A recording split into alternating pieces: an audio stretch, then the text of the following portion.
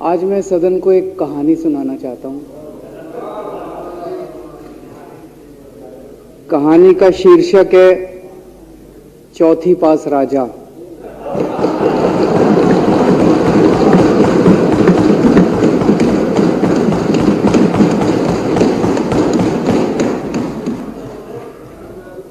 आपने बचपन में राजा रानी की बहुत कहानियां सुनी होंगी। मेरी कहानी में रानी नहीं है,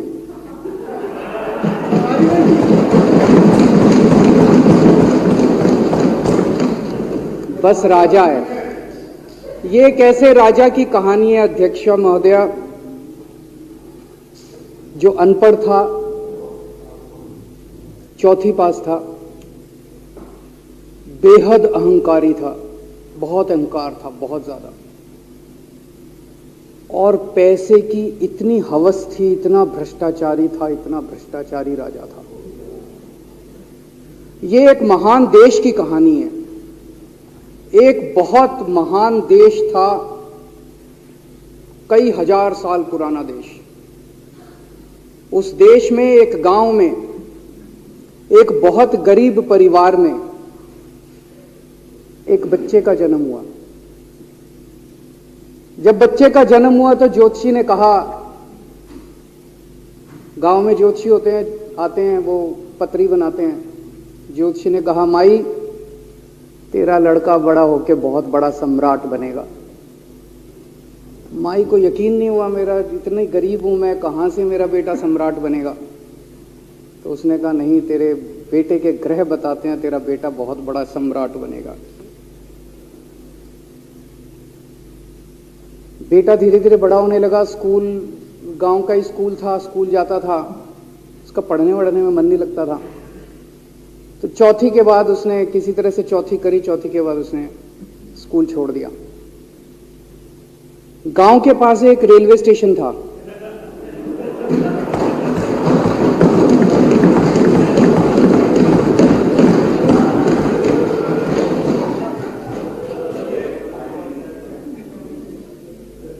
तो घर का खर्चा चलाने के लिए वो लड़का वहां स्टेशन पे चाय बेचता था। लड़के को भाषण देने का बड़ा शौक था।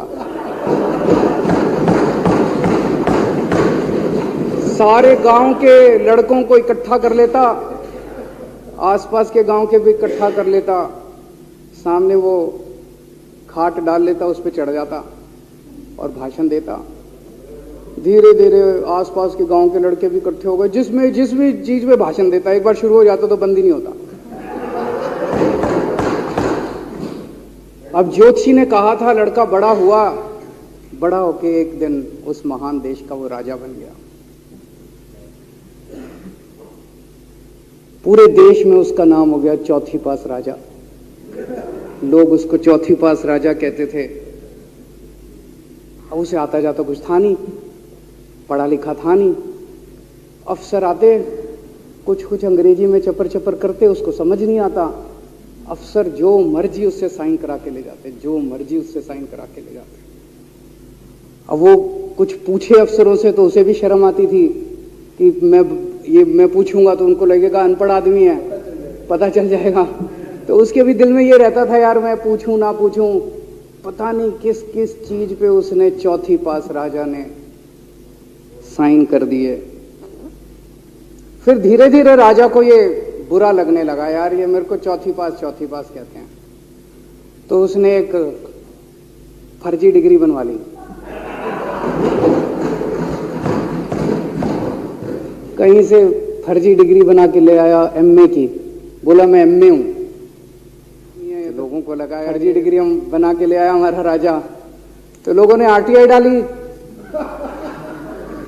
जो आरटीआई डालता उस पर 25,000 रुपये जुर्माना।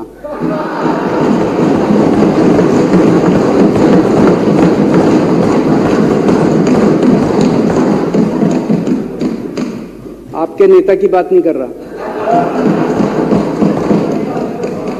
आप लोग भी हंस सकते हो।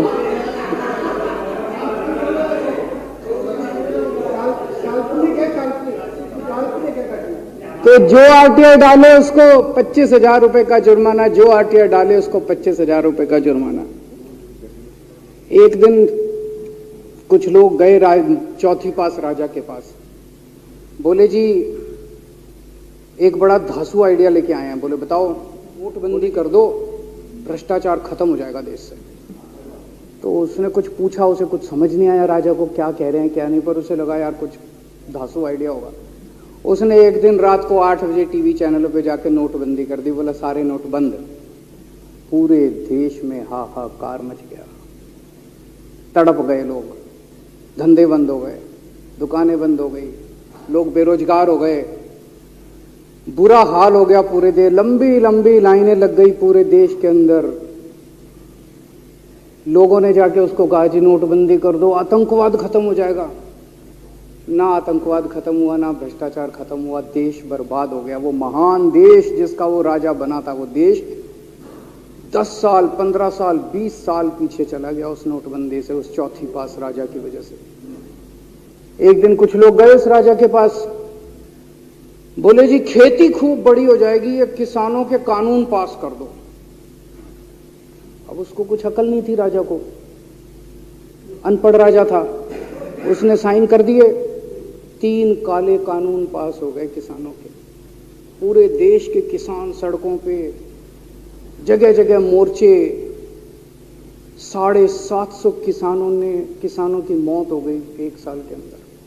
अंत में राजा को वो कानून वापस लेने पड़े। धीरे धीरे देश की समस्याएं बढ़ती गई, क्योंकि राजा ऐरे गहरे। इससे पहले एक और राजा आया था, मोहम्मद बिन तुगलक, वो भी ऐसे ही करता था। कभी उसने देश की राजधानी बदल दी, कभी बोला मैं चमड़े के सिक्के बनाऊंगा। उसी तरह से ये था अनपढ़ राजा, कुछ भी कर देता था। अब राजा को एक दिन लगा यार मैं तो राजा बन गया, पता नहीं कितने दिन रहूंगा। तो उसकी गरीबी में जो जीवन उसने जिया था, उसे लगा यार पैसे तो कमाने चाहिए। पैसे कैसे कमाऊं? पैसे कमाऊंगा तो जनता में छवि खराब होगी। तो उसने अपने एक दोस्त को बुलाया और उस दोस्त को बोला कि ऐसा करते हैं कि मैं तो राजा हूं, सारे सरकारी ठेके तेरे को दिलाऊंगा, सारी कंपनियां तेरे को दिलाऊंगा, सरकारी पैसा तेरे को दिलाऊंगा। नाम तेरा, पैसा मेरा। तेरे को पूरे उस पे 10% कमीशन तेरे को मिलेगा, सारा पैसा मेरा। दोस्त मान गया। दोस्त को क्या था, फ्री में पैसा मिल रहा था, दोस्त मान गया। उसके बाद दोनों ने मिलके जो देश को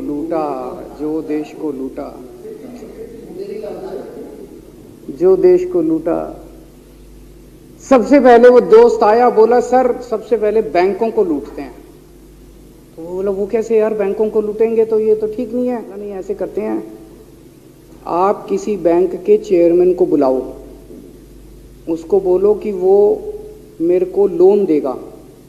तो बोला लोन देगा तो वापस करना पड़ेगा। बोला वापस कौन करेगा, वापस थोड़ी करना है, आप राजा हो, वापस नहीं करना, लोन दिला दो बस।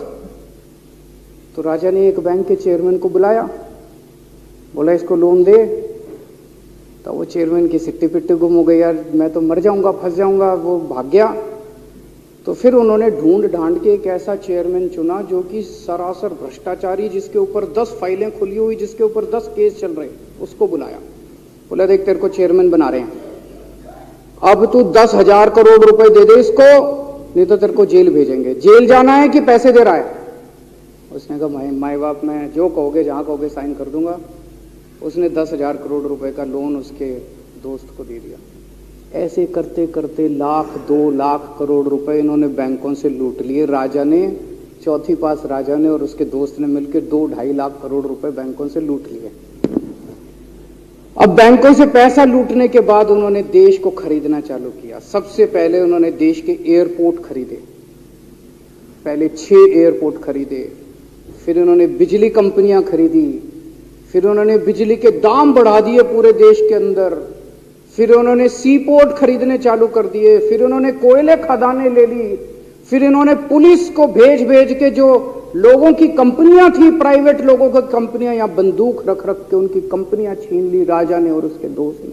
हाहाकार मच गया पूरे देश के अंदर। इतनी महंगाई हो गई, इतनी महंगाई हो गई पूरे देश में। पहले गैस 400 रुपए सिलेंडर होती थी, चौथी पास राजा के आने के बाद 1100 रुपए सिलेंडर हो गई। पहले पेट्रोल 71 रुपए होता था, 97 रुपए हो गया। पहले डीजल 57 रुपए होता था, 90 रुपए लीटर हो गया। जब पेट्रोल के दाम बढ़ गए, डीजल के दाम बढ़ गए, तो सारी चीजों के दाम बढ़ गए। देश के अंदर हाहाकार मच गया। सब चीजों पे इसने और इसके दोस्त ने कब्जा। दूध पहले 46 रुपए होता था, 66 रुपए लीटर हो गया। बच्चों को माएं दूध पिलाने लायक नहीं बची। घरों के अंदर छोटे छोटे बच्चों के दूध छीन लिए इसने, राजा ने। सरसों का तेल 90 रुपए लीटर होता था, 214 रुपए हो गया। बताओ, धीरे धीरे पूरे देश में हाहाकार मच गया। लोग अब राजा के खिलाफ आवाज उठाने लगे, लोग उसके खिलाफ बोलने लगे। तो राजा ने कह दिया, जो मेरे खिलाफ बोलेगा पकड़ के जेल में डाल दो। एक के बाद एक राजा ने लोगों को पकड़ पकड़ के जेल में डालना शुरू कर दिया। किसी ने राजा का कार्टून बना लिया, उसको भी जेल में डाल दिया। किसी ने राजा का नाम गलत ले दिया, उसको भी जेल में डाल दिया। किसी टीवी चैनल वाले ने राजा के खिलाफ लिख दिया, उसको भी पकड़ के जेल में डाल दिया। किसी जज ने राजा के खिलाफ कोई ऑर्डर कर दिया, उसको भी पकड़ के जेल में डाल दिया। ना जजों को छोड़ा, ना पत्रकारों को छोड़ा, ना मीडिया को छोड़ा, ना व्यापारियों को छोड़ा, ना उद्योगपतियों को, किसी को नहीं छोड़ा। राजा ने पकड़ पकड़ के उसने चौथी पास राजा ने सबको जेल में डालना चालू कर दिया। एक महान देश कहां से कहां पहुंच गया। उसी देश के अंदर एक छोटा सा राज्य था, उस राज्य का एक मुख्यमंत्री था।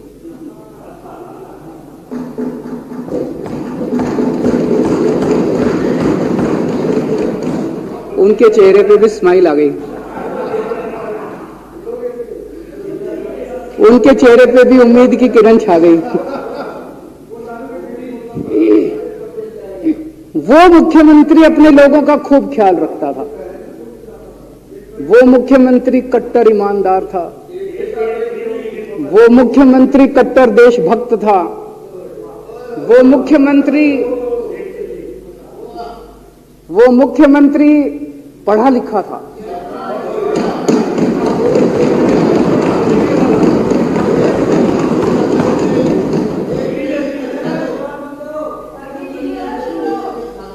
उस मुख्यमंत्री ने अपने लोगों को महंगाई से छुटकारा दिलाने के लिए बिजली मुफ्त कर दी।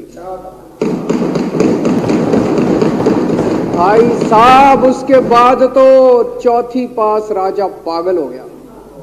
उसने बुला के जो हड़काया उस मुख्यमंत्री को कि तेरी हिम्मत कैसे हुई।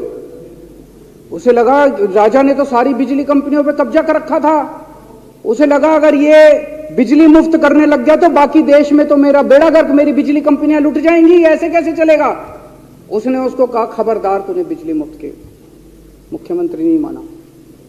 धीरे धीरे उस मुख्यमंत्री ने अपने गरीबों के स्कूल ठीक करने चालू कर दिए।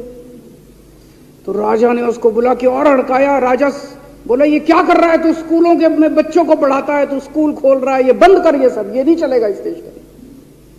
वो नहीं माना मुख्यमंत्री। फिर उसने मुख्यमंत्री ने सबके इलाज मुफ्त कर दिया, सबके लिए शानदार मोहल्ला क्लिनिक खोल दिए, इलाज मुफ्त कर दिया। राजा तो बिल्कुल ही पागल हो गया। धीरे धीरे जनता को पता चला कि राजा कैसा है। एक दिन लोगों ने उस राजा को उखाड़ के फेंक दिया।